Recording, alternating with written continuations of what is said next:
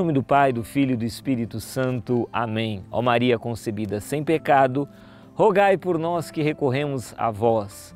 Olá, querido internauta, estamos começando mais um programa Luz da Fé, iniciando esse mês de outubro. Eu já quero começar esse mês dando essa super dica para você. Olha que camiseta linda que você pode encontrar o nosso Davi, departamento de audiovisuais, né, da Canção Nova, tem para você. Camiseta aqui bem franciscana, né, tem o tal, inclusive o tal que eu tenho aqui no meu pescoço aqui, tá aqui também desenhado.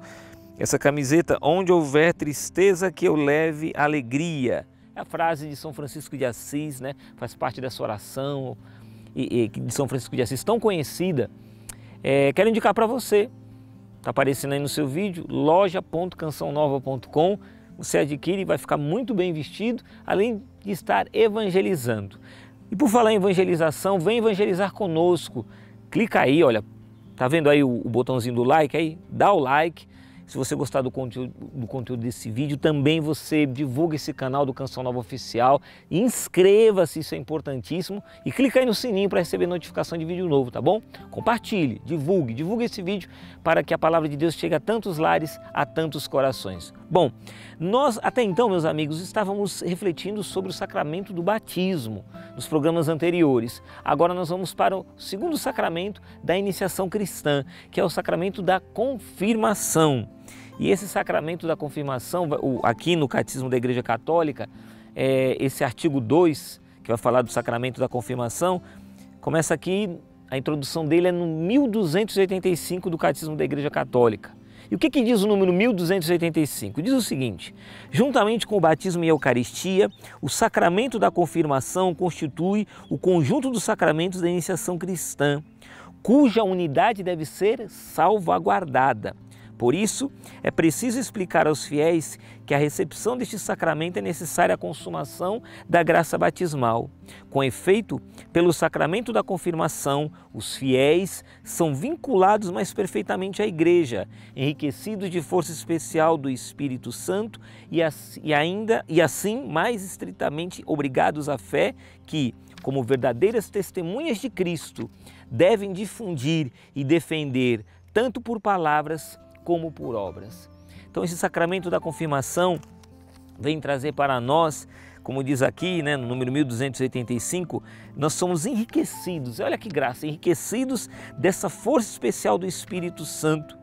E assim nós temos essa condição de sermos verdadeiras testemunhas de Cristo, que devemos difundir, né, o Evangelho, a beleza, a riqueza da doutrina cristã, da doutrina católica.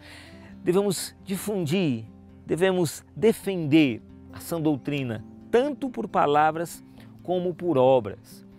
No Luz da Fé dessa semana eu quero refletir com você a respeito de dois santos da nossa igreja. No dia 15 de maio desse ano de 2022, o Papa Francisco, ele canonizou 10 beatos da nossa igreja. E dentre esses 10 beatos, agora santos, né, canonizados, eu quero falar de dois. Não dá tempo de eu falar dos 10, mas eu quero falar de dois deles, porque esses dois, é muito interessante a história deles, porque eles se encaixam exatamente nisso que o Catecismo está falando, dessa testemunha verdadeira de Cristo que difunde, né, que defende o Evangelho, tanto por palavras como por obras. O primeiro que eu quero trazer para você, o primeiro exemplo, é de São Tito Brandsma. São Tito Brandsma, ele era um jornalista. Ele nasceu na Holanda, um jornalista holandês que acabou, né, se tornando sacerdote, e ele foi nomeado diretor espiritual da União dos Jornalistas Católicos da Holanda, no ano de 1935. E ele demarcou uma firme posição contra o nazismo. Veja só, ele se colocou contra o nazismo, né, se colocou ali em posição contra o nazismo, e vai dizer aqui que ele ainda foi presidente da União das Escolas Católicas. Ele se opôs firmemente à exigência nazista de que crianças judias não tivessem acesso às instituições de ensino. Por causa desses atritos, por causa dele ter se posicionado, o que aconteceu com Frei Tito? Frei Tito Brandsma, ele acabou sendo perseguido e foi preso em janeiro de 1942.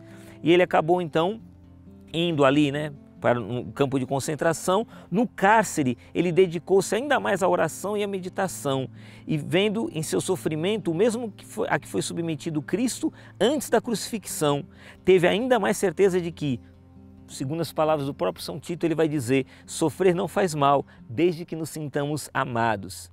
Tempos depois, ele acabou sendo transportado, para o campo de extermínio em Dachau, na Alemanha. E por algumas vezes ele conseguiu receber às escondidas a Eucaristia, enviada a ele por seus confrades.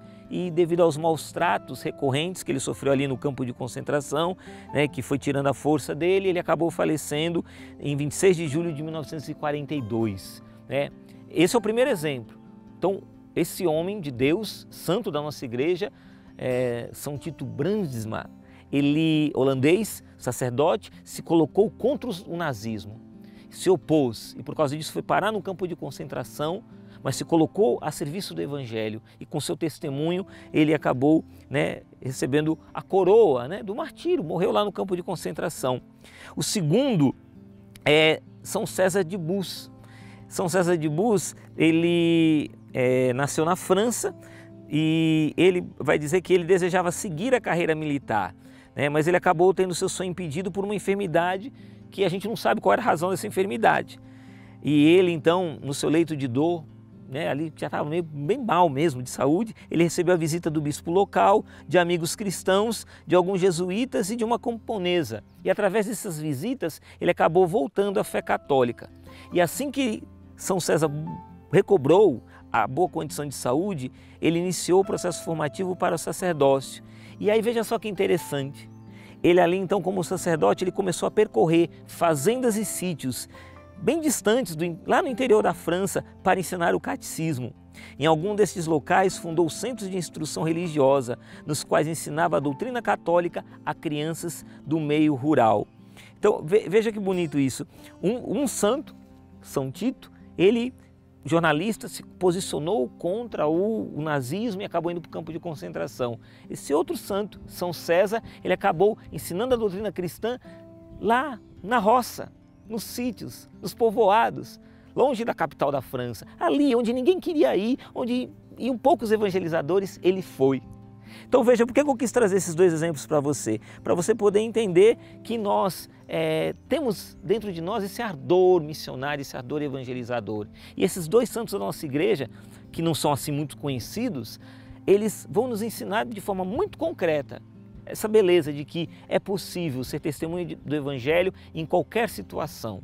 Posicionar-se a favor do Evangelho contra a doutrina perversa deste mundo, incrédulo, rebelde a Deus, é possível sim, meu irmão e minha irmã, a gente se posicionar a favor de Cristo, a favor do Evangelho e testemunhar a beleza do Evangelho nas mais diversas condições. Como esses santos nos ensinam, até mesmo lá no campo de concentração, dando testemunho do Evangelho, até mesmo lá na roça, no meio das crianças, ensinando ali as crianças do interior da França, é possível ensinar o Evangelho. Qual é a sua condição? O que você vive hoje? Na situação que você vive hoje, você é capaz, meu irmão, de também ser essa testemunha, essa verdadeira testemunha de Cristo, capaz de difundir e defender a sã doutrina, a força, a beleza do Evangelho, tanto por palavras como por obras. Que Deus nos abençoe nessa nossa missão de evangelizar. Forte abraço.